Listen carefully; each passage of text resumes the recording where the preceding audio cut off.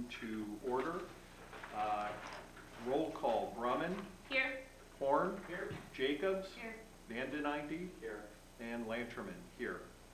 I ask you to please join me in the Pledge of Allegiance. I pledge allegiance to the flag of the United States of America and to the republic for which it stands, one nation, under God, indivisible, with liberty and justice for all.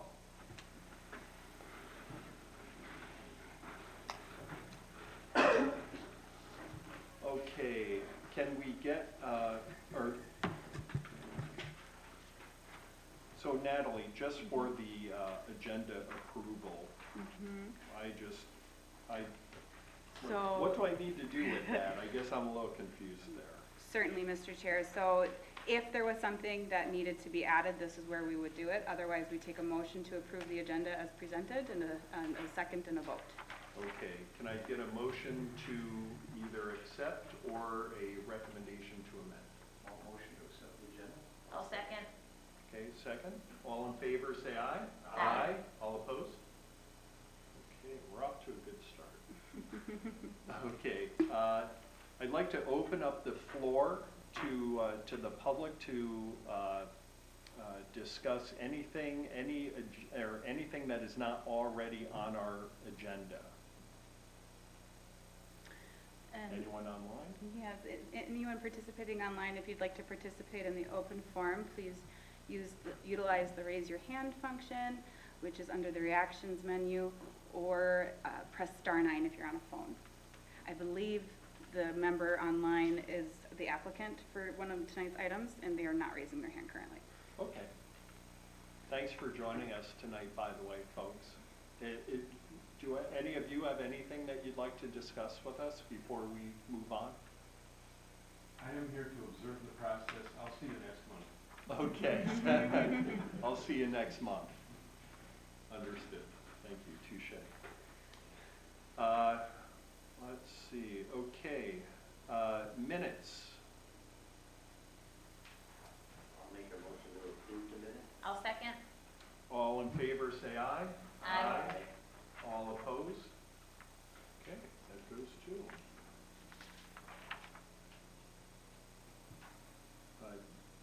New business? Yes, Mr. Chair, the first item on our agenda tonight was the Red Barn Pet Retreat. We had continued the public hearing to this meeting. Unfortunately, we are still working through revised plans with the applicant. We were hoping that that will be on the August meeting. So for the commission tonight, we need a motion and a second to continue the meeting to the continue the public hearing to the August 3rd, 2023 Planning Commission meeting at 7 p.m.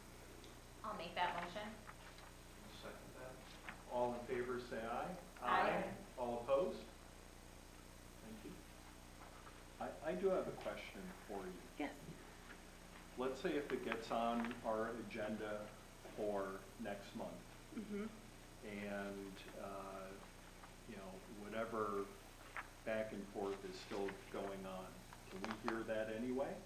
Yeah, next month, unless the applicant requests an extension due to the deadline for review, they can request an extension. The city can no longer utilize any more extensions, so they have to request it in writing. If they were to not do that, and we're still not having some of these issues resolved, unfortunately, the staff recommendation would be to deny based on the current information, and we would have to go through that process to avoid the deadline. Okay. All right. Thank you.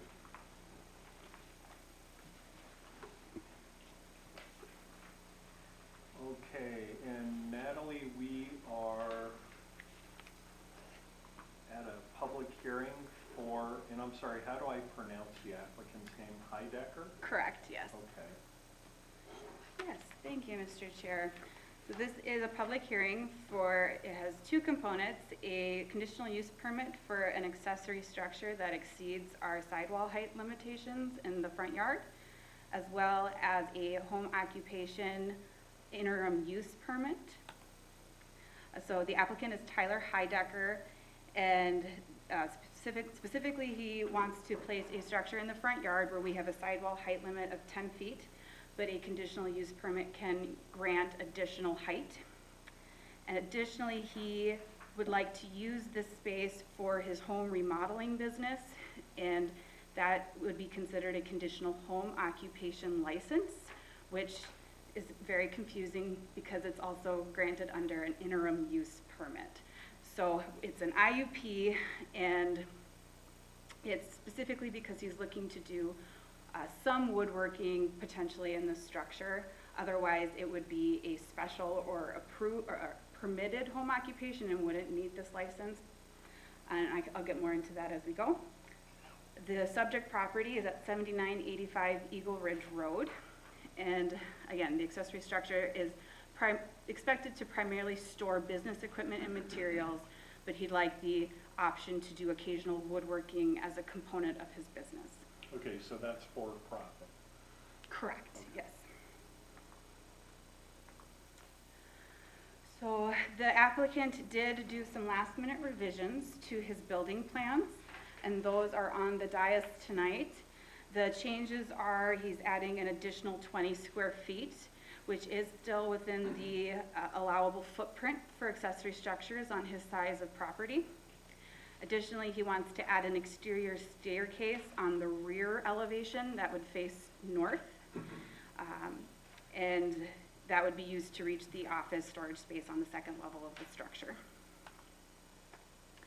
For the CUP, the application meets all the standards typically that we're looking at. So it meets or exceeds all the required setbacks.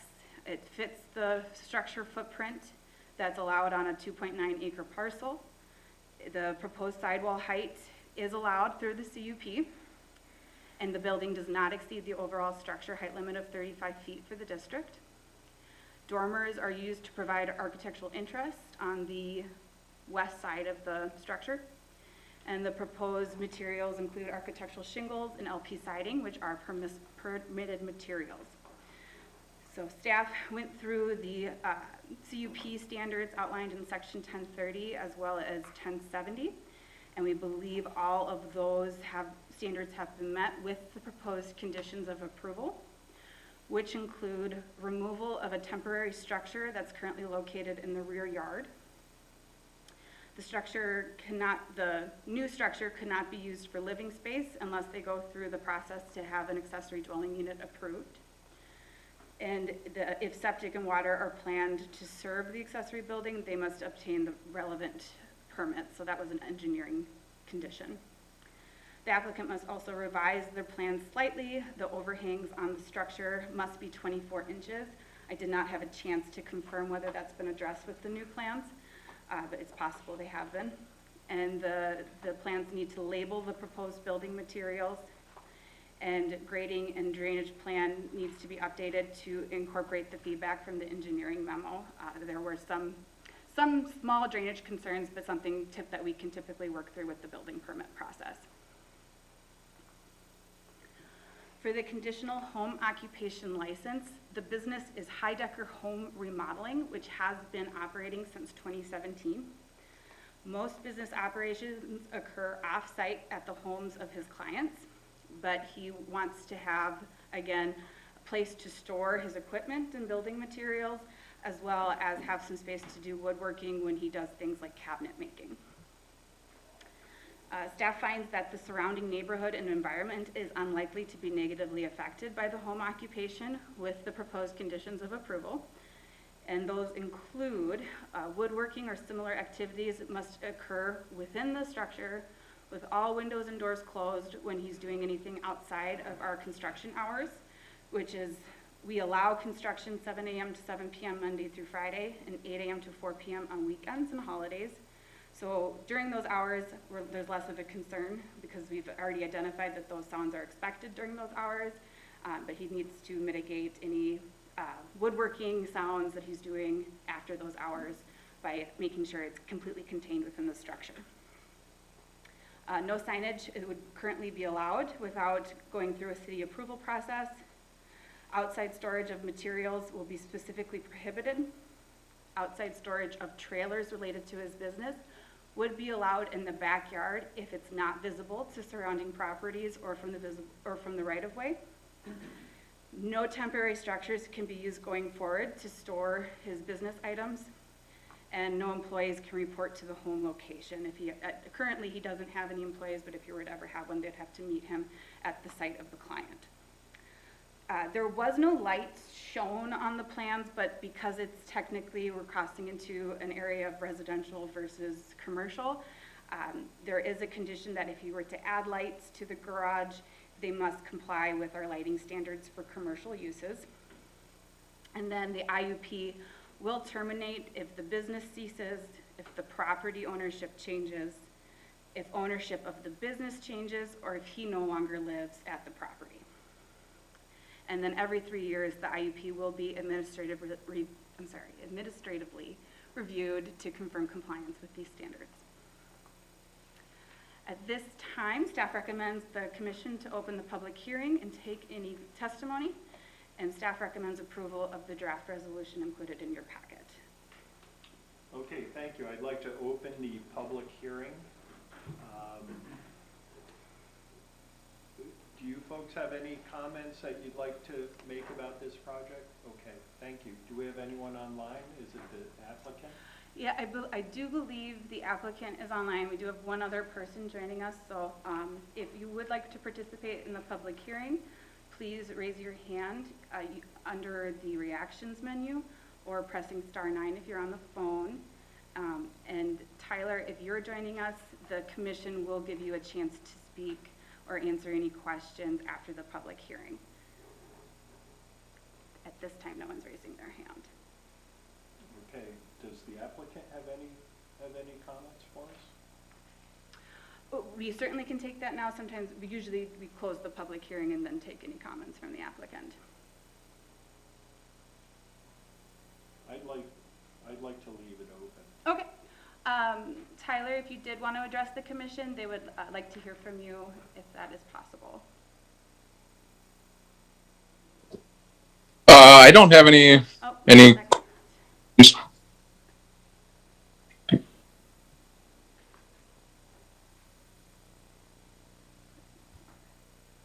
Go ahead, Tyler, try again.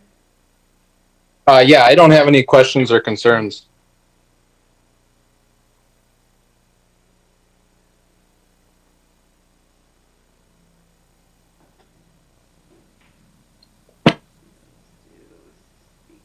Can you hear me?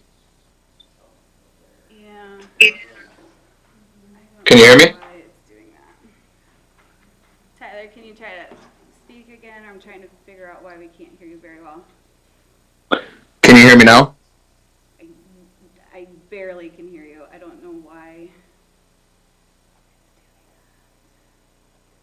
Okay. If he has comments, can you just ask him to maybe hit the chat and say yes or no, whether or not he has comments for us? Okay. Tyler, if you had, yeah, so Catherine can hear him online. Tyler, go ahead and try to talk now. I'm hearing you on my computer, maybe. Okay. Oh, yeah. There we go. Go ahead and. I don't have any questions or concerns. I think Natalie's laid it out fairly well, so. Thank you. Okay, thank you. Can I get a motion to close the public hearing? Motion to close the public hearing? I'll second. I'll second it. All in favor, say aye. Aye. Aye. All opposed? Okay, thank you. That closes the hearing.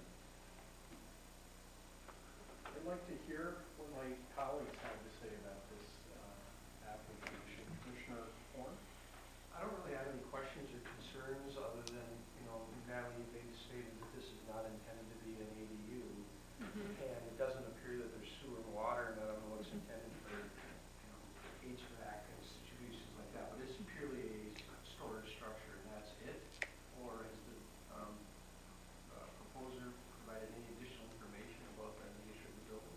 Yes, so the application from Mr. Heidecker it specifically stresses that the primary use of the structure will be to store his equipment and materials, but occasionally he may be doing some woodworking within the building. And that's what's triggering the interim use permit. So there is no indication on the plans or within his narrative that it would be an accessory dwelling unit. However, it could be converted to as such in the future, so that's why I'm calling out as, not that you can't have it, we just have to go through a different approval process if that's what it turns into later on.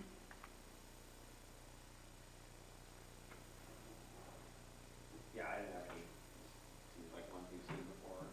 Like the structure looks like it's probably in line with what the house looks like, so, yeah. It's not even like a pole barn style. Commissioner Furman?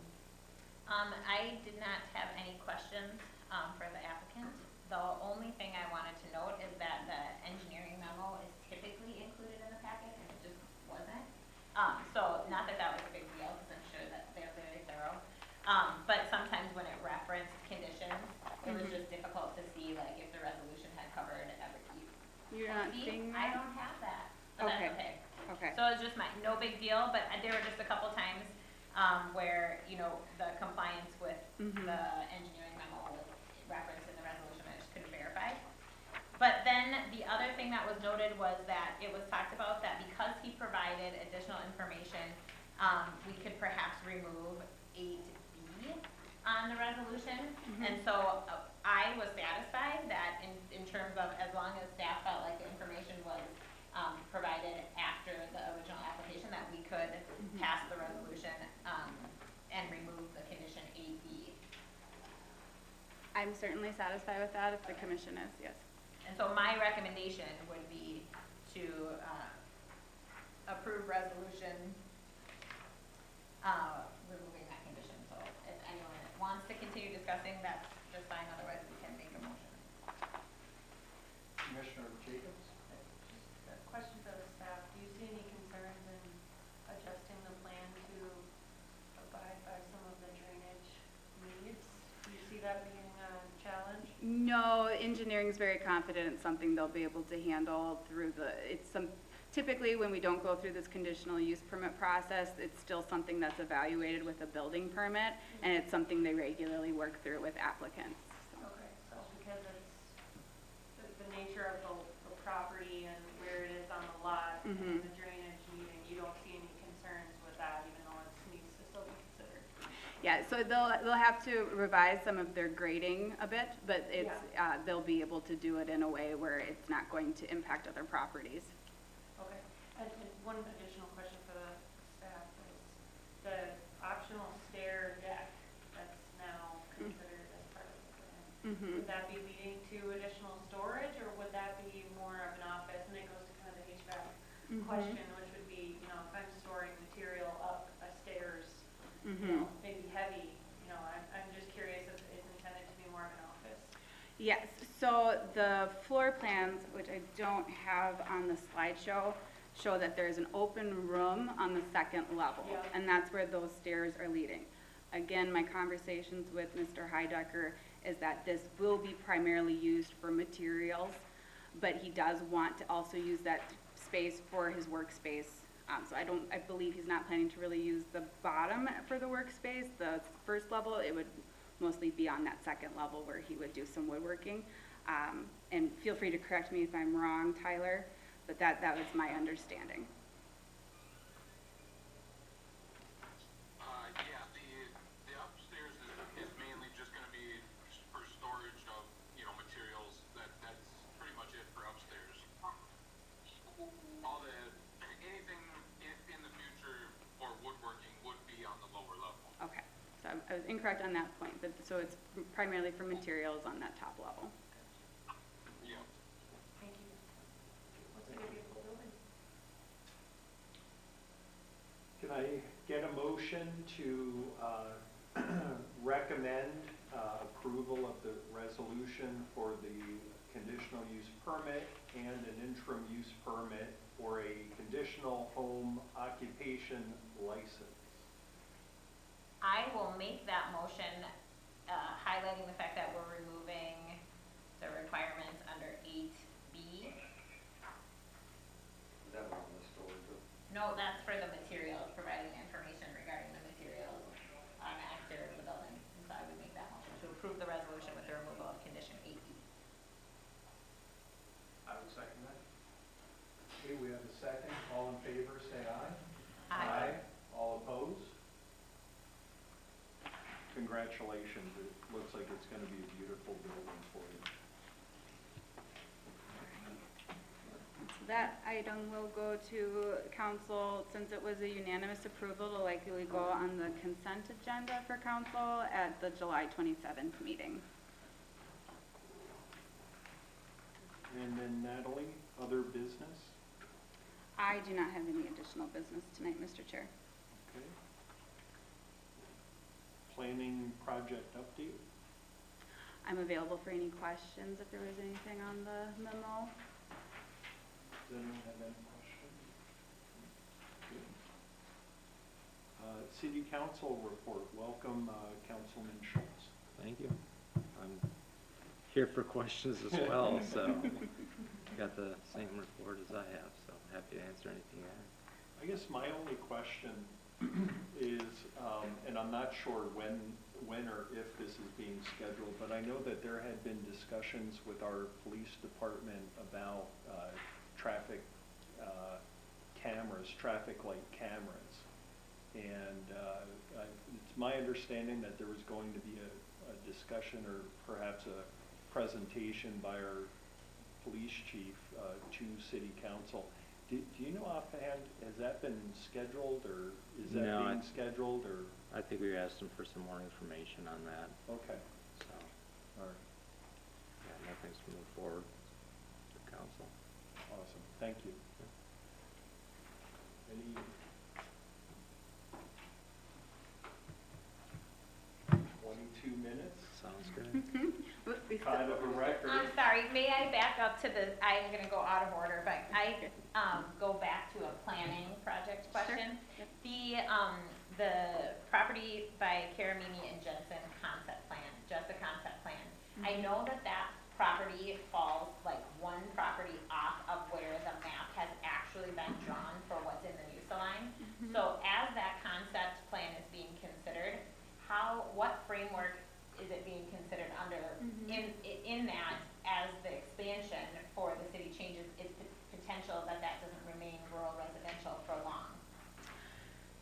So, a couple things with that.